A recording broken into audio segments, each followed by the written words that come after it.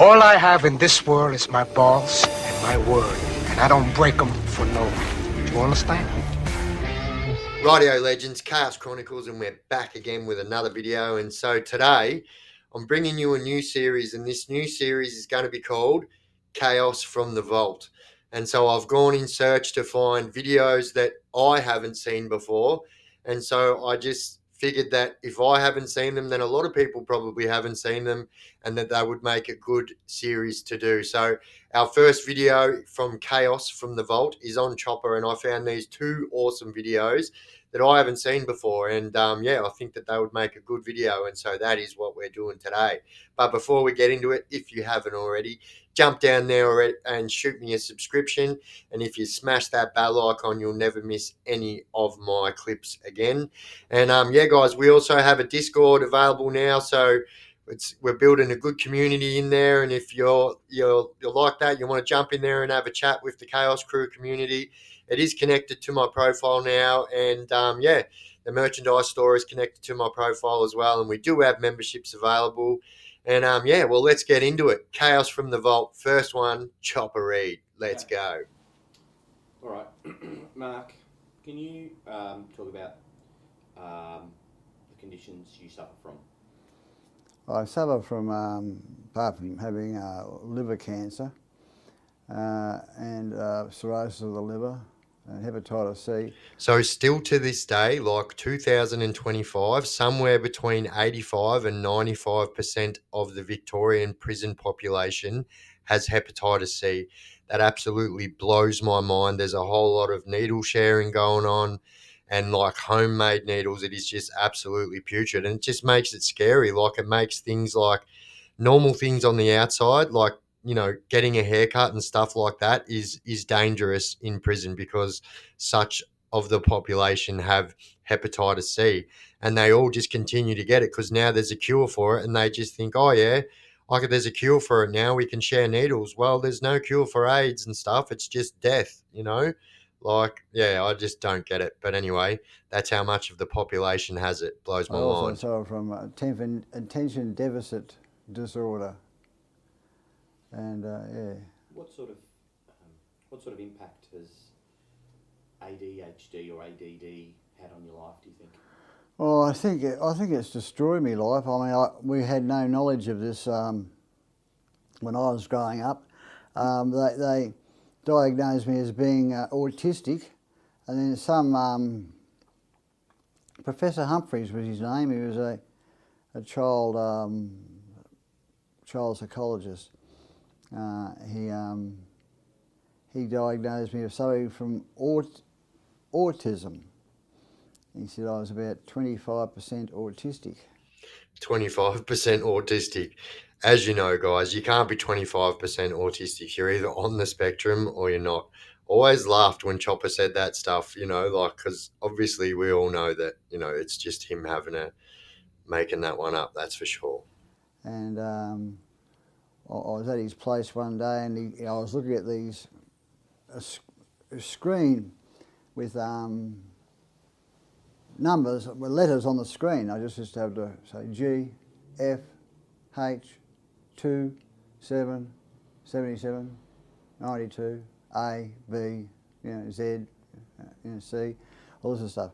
Well, that ran out. I went downstairs, and he was hanging downstairs, and hung himself. And so I went outside and knocked on the car window, hopped in the back of the car, and said, "The session's over, Mum." So the doctor say, "How did it go?" "Oh, it went all right." And I drove home. He just makes me laugh. Like, I just can't help it. The dude is such a character. Like, how funny is that? Yeah, the session's over, Mum. Like, what a character, even from that age. What a legend status. And later that night, my parents got a phone call, and Mum or Dad took the phone, and I think my dad took the phone, and they said, "Did Mark say anything when he hopped in the car? Did he tell you what happened?" "No, what happened?" "Oh, Dr. Humphreys took his own life." And we just wondered whether Mark might have seen it. And they come and asked me, "Did you see anything, Dr. Humphreys?" I said, "No." I said, "No, that's what you're talking about." You know, yeah. He was a brainwave that said I suffered attention deficit disorder. Yeah. And, no, he was a brainwave that said I suffered from autism, not attention deficit disorder. That wasn't diagnosed till years and years and years later. So, without knowing that you had ADD, Yeah. how do you think it's impacted on your life? Give us some examples. Well, if I had have been treated for this years ago, I wouldn't have done 23 years 9 months in jail. I wouldn't have gone to Toronto Boys Home. I would never have been certified mentally insane like twice or 3 times. I would have avoided all the shock treatment. It always spins people out when I tell them that up until very, very recent years, shock treatment was still used in Australia, and still to today is still a reasonable set. I don't even know what you call it. They say that it is right fit for people with those type of, mental health problems. And yeah, it just blows my mind that they are still allowed to do that in this day and age, shock treatment. They give me, I would have avoided all the torment that my life went through. I would have avoided all that just by giving me a couple of little tablets, even if they had to give me some bloody Ritalin, no one even thought of it. There wasn't even a word for it, and I never heard anyone mention it until many, many, many years later, and I was at a chemist shop, and I was being treated for some other disorder I had, and Doctor, this Mr. The chemist shop, Dave Nolte. I've become friendly with him. We used to like to talk to each other, and tell jokes and blah blah blah, swap tall stories and things like this. And he said, "Would you fill out one of these forms?" And I felt it was. I thought it was some snoring form, because he's very interested in sleep apnea, and he's an expert on sleep apnea. And I was about to say, no, I'm not interested, Dave, I'm sleeping all right. And but it was on ADT, attention deficit disorder. He said, just go home and fill it out. So I filled out all the questions, and he took it and looked at it, and put it up against something else. And he said, do you mind if I get to my wife, who's a doctor, Dr. Helen Curzon, and she's a Russian doctor. She's very eminently qualified, and she gave me a reference to go and see the psychiatrist, Dr. Bill Orchid. And I went to see him, and Dave Nolte said I suffered from ADT. And he said, listen, trust me, he said, this man can help you. And so I went along to see him and had to talk to him, and he put me on ADT, which is dexamphetamine. So I was diagnosed with ADHD at like the age of 8. And so my mother, there is no way in hell that she was going to put me on that medication. And like, it still spins me out that people don't even know that the medication they're giving their children is amphetamine. It's even in the name. It's called dexamphetamine. That's the name of the tablet that you give your children. And then you've got to give them Valium so they can go to sleep at night. It's not good. There's much better treatments out for ADHD and ADD now than these silly treatments that is essentially just meth, legal meth. And, people take it for that reason. Exactly. And I know of people stealing it off their children and selling it, stealing it off their children and taking it. Like, it's a very, very horrible world, the dexamphetamine world. So Dexies is what it's called in the criminal world, and Ritalin, and they are both 100% the same thing as speed. A little bit different than, like, it's amphetamine, but it's not methamphetamine. So not good for your kids, long story short. Put me on another tablet too, which which is the only thing I had a bit of a problem with, but not the dexamphetamine. You know, the other tablet he gave me, it was what was the name of it again? Someone? Doesn't matter. Eplum, yeah. And I didn't know the medical reason why he was giving me the Eplum, but the dexamphetamine was helping me no end, and it focused the brain, and yeah, it just. So do you think that ADD is a real thing? Or do you think it's something that doctors have made up because they can't work out? Well, if it's not a real thing, well, the dexamphetamine centralised my thinking, centralised me brain, and I could sleep perfectly well on it. You know, I'd sleep. I'd go to sleep at 12 o'clock and wake up at 7 o'clock in the morning. You know, I've always slept like that. I'd go to sleep at 11 o'clock, wake up at 7 o'clock in the morning. And I slept like a log on it. And they said a person with ADD will sleep 8 to 10 hours, normal sleep on ADT, but a person who hasn't got ADT will be up and he'll be running around like a racehorse playing tennis. And that's another thing what people wouldn't realise as well. So when you do have ADHD, so when you do take illegal amphetamines, it actually slows you down. So what I noticed is when I was in my drug taking times, if I was to take like any uppers, it would just kind of like bring me down to a normal level. Whereas, you know, I've made it quite obvious that I was addicted to opiates, especially in prison. And yeah, like just the total, like it just used to spin me out. I'd have the things that are supposed to slow you down would speed me up, and the things that are supposed to speed you up would slow me down. And anyone else who's experimented with drugs would also that have ADHD or ADD would definitely be able to reason with that. And it always just blew my mind how that works. It's just like, yeah, it's just always blew my mind. It just, you know, like he'd be speeding off his head. And because a person with ADD is virtually equivalent, is virtually immune, can't really feel the side effects of any form of methamphetamine, and that is true about me.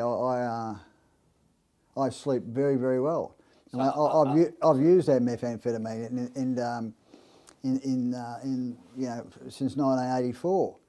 You know, I started using it in jail. You know, and that was my problem. And I like methamphetamine. You know, it's Andrew Dominic said, trouble was a speed and beer man. Well, I was too, you know, and speed and beer. And I used to like others, but I slept perfectly well on them, perfectly well. And sleep like an iron, like a baby. And I've got a 1.5 cholesterol reading, you know. So with being on a measured dose of dexamphetamine, a prescribed dose of dexamphetamine, how has that changed your life? So other than the sleep, what sort of behaviour have you is there anything noticeable for you in your sort of day-to-day activity like here? Well, I wouldn't lose me temper. I wouldn't become frustrated with myself. I wouldn't become angry or annoyed with myself. Nothing seemed to worry me. I didn't have any, you know. Nothing's ever worried me. I've never worried about anything, really. I'm the most unworried person. So, but do you think, to just go back there, so do you think that if you weren't taking some sort of Dex-based medication, if you weren't on Dex, do you think that the erratic behaviour of your younger years is because you weren't being treated? Yeah. Because they've always had me on some sort of mental hospital drug since the age of 15. Since the age of 15, they've had me on Valium, Seropax, Triptanol, Stelazine, Largactil, Modicay. I've even been injected with paraldehyde. Now, anyone who's been injected with formaldehyde knows it knocks you out for about 48 hours. I would wake up after 2 hours on formaldehyde and then want to play handball. So I've been on a lot of them psych drugs myself. So for a long time in prison throughout Australia, their number one go-to was just dope all the prisoners out, and then that'll have them as docile as we can get them. So there was a time when a vast majority of the prison population, if you were violent especially, they would give you the Largactil shot or the Largactil tablets or the depot shots. And, you know, what trips people out is the depot shot, the Depo-Vira, they give that to men, it stops them being crazy. They give that to women, it stops them having babies. Trips me out. But a lot of that stuff, so the Largactil, that's something that's still used in prison today, and it literally makes people do the craziest thing. It's called the Largy Shuffle. Everyone calls it the Largy Shuffle. And so someone will be standing there talking to you, and when they're talking to you, they have their hands up like this and they're walking on the spot. And so whenever they're standing still, that's what they do. They have their hands up like this and they walk on the spot. So not everyone has their hands up like this, but most of them do. But every one of them does the Largy Shuffle where they're talking to you and they're just walking on the spot. And so you can tell who's on the psych drugs in prison. Like it's not hard to tell, that's for sure. Now, how much methamphetamine have I got in my system normally? And this is at the age of 15. And I was so up and at it and so manic, you know. And yeah, I think they must have tried me on some sort of stimulant in Royal Park, because there was a day I calmed right down, and I think that was the day they gave me some sort of benzodrine tablet. But yeah, they had me on everything, and all the years in jail they had me on everything. Before I got out, they had me on. I was taking 12 milligrams of Xanax, and I was on that for 7 years. 12 milligrams of Xanax a day. That's enough to kill a black dog. If you were, if the events were different, if the events of your life were different, and you were able to, and you were on this medication back in your earlier days, what do you think? Well, I don't think anyone would have ever heard of Chopper Read. I don't think I would have, you know, I don't think I would have led the life I led. I can't see me. I don't think it would have happened, because if it's got the same feeling, if it has the same effect on me, it would have had the same effect on me then, but it's got on me now. It's sort of like just like, and your centering, your thinking centralises itself. Your conduct, you know, straightens out. You know. Do you think the prisons are full of people with ADHD? I think the prisons are loaded with people with ADHD. I mean, I think everyone that uses methamphetamine, that has a desire to use methamphetamine, is suffering from ADHD, because why do they like methamphetamine? And they sleep like a log on methamphetamine. Growing up, you had to either join the police force, the army, become a footballer, or be a crook. So that was it. It's pretty hectic, pretty horrific. You know, a lot of violence, bloodshed, mayhem. Apart from that, it's a lot of just sitting around waiting. Yeah, die of boredom. No different than American jails now. Kevin Taylor, the razor blade, he's holding me out like that, and he's going. I said, "What are you doing, mate?" He said, "I'm trying to be gentle, mate." I said, "You can't be gentle, you idiot. Hack through it." You know, and that sound it makes him run his fingernail down a blackboard at school. Made that sound going all the way through my head. So Kevin Taylor, I knew personally, done quite a lot of prison with Kevin Taylor. So he's the guy that Chopper just said that chopped his ears off. And so he was the funniest old bugger. Like, he was just the angriest old bugger you'd ever met. And so the last prison sentence I done with him was at Port Phillip, and he was at Port Phillip because he actually had liver cancer.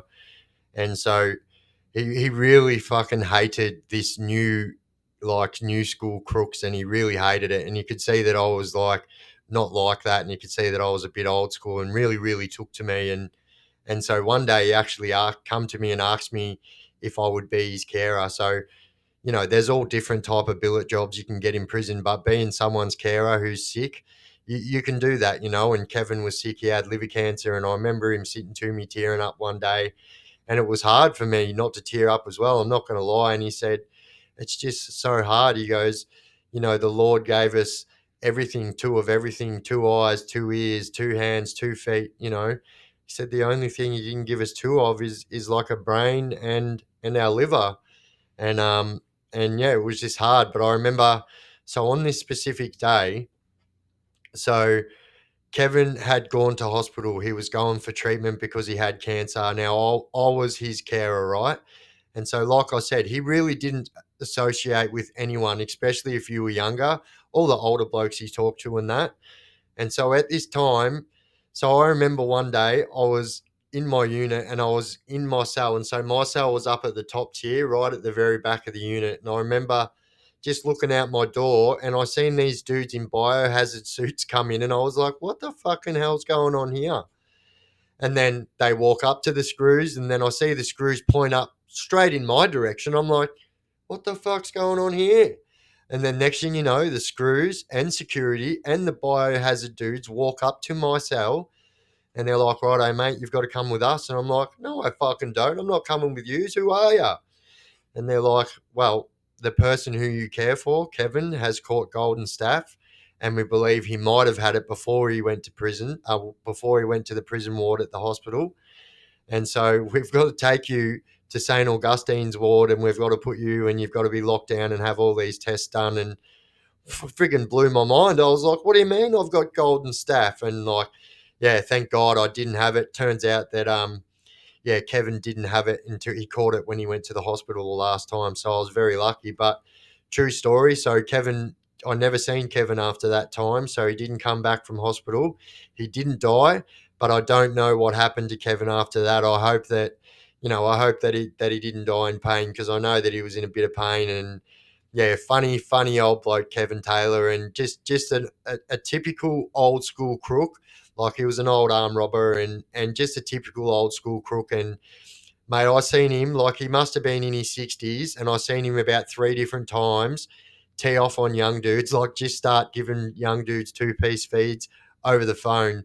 And like those old school Pentridge crooks were just a different kettle of fish, and Kevin Taylor was an absolute gentleman and an absolute legend. And yeah, what an absolute legend that bloke was. The amplifier was turned up on my ears and I could hear the sound going all the way through my head. It was shocking. And that Quentin Tarantino movie, Reservoir Dogs, because there wasn't much blood in that ear cutting scene. When you cut off someone's ear, it just doesn't stop bleeding. It just bleeds and bleeds and bleeds and bleeds. It doesn't stop bleeding. Nothing stops it. If you get hit with a head with a claw hammer, I got stabbed through the heart with an ice pick. A sharpened 17.5-inch screwdriver. Came out the back. They had to take me to hospital in a yellow cab because they couldn't lay me down and put me in the ambulance. And when they got me to hospital, the doctor that cut my ears off, that sewed my ears back on, put his fingers up there and just pulled the screwdriver out like that. I said, wasn't that risky? He said, well, if you've heard about the bloke with the axe through the head, you take him up to the operating theatre, you've got 15 surgeons standing around waiting to operate, someone's got to pull the bloody axe out. He said, someone would have had to pull that screwdriver out anyway. He said, the fact that you're standing there meant it wasn't through the heart, it was through the arteries like that. There was a screwdriver and there was the arteries around it, so it hadn't gone through the heart. And who was actually responsible for that? A Yugoslav guy called Hello Buddy. He never used to say anything except hello buddy. I walked past him, I forgot to say hello buddy, and he stabbed me in the heart with a 17.5-inch screwdriver. Yeah. He's dead. Died in jail. No fault of mine. Someone stabbed him in the heart with a 17.5-inch screwdriver. So just know that this part of the video right here, I have literally tried to make this so many times and I just cannot stop laughing at the fact that, yeah, he's dead now. Yeah. They found him with a 17.5-inch screwdriver in his heart. Like, that is like, there will never, ever, ever be another Chopper Reed. Like, the dude was like an absolute, like, there's just like, it was like so serious, but the way he did it was like just absolute comedy genius. And like, yeah, there will never, ever, ever be another Chopper Reed. But on another note, so Hello Buddy, real person. So Hello Buddy was a real person from Pentridge. But yeah, the 17.5-inch screwdriver, I'm telling you, this is like my 6th or 7th go at trying to add this bit of the video, and it's just got me it's got me every single time. But yeah, we managed to get it done this time, barely, but we got it done. 3 days after he stabbed me. Oh well, thanks to the Australian side of the war that's been going on in Melbourne, they've killed them all. Virtually. Yeah. One does change someone as a person, become more mellows you out a bit. Yeah, I'm very mellow these days. So the question he was just asked then was, does killing somebody change you as a person, you know, and listen to the way he answers it. If I was any more mellow, I'd be in a bloody coma. I believe in God, but well. Most people that have killed people believe in God. A passport, but they won't give me a bloody visa to go anywhere. Because I've done longer than 33 months in jail, I can't get to England. Bloody isn't it? Once I said, listen, come up out of the audience and cut me throat with the bottle you hold on. I said, I'll give you a head start, I'll mother. You know, and so he didn't bother getting out, didn't bother coming up. Just stood there like an idiot. Yeah. I rode a motorbike around the block once, couldn't get it out of first gear. What do you think of these guys doing backflips on them? They're crazy, they're insane. I wouldn't do it. No way in the world. So just in case you guys were wondering why I asked him if he ever ridden a bike. So if you didn't realise, that T-shirt, what Chopper Reed's wearing, is a unit T-shirt. So that's a freestyle motocross brand. And that thing that he's sitting in front of is a freestyle motocross ramp, what people do backflips and stuff on. So that's why he asked that, you know, and that's what he's sitting in front of right there, the freestyle motocross ramp. There's different sorts of bravery. There's that sort of bravery and there's other sorts of bravery. I haven't got that sort of bravery. Rightio, legends. Well, there you go. Our first episode of Chaos from the Vault, Chopper Reed. What an absolute bloody legend.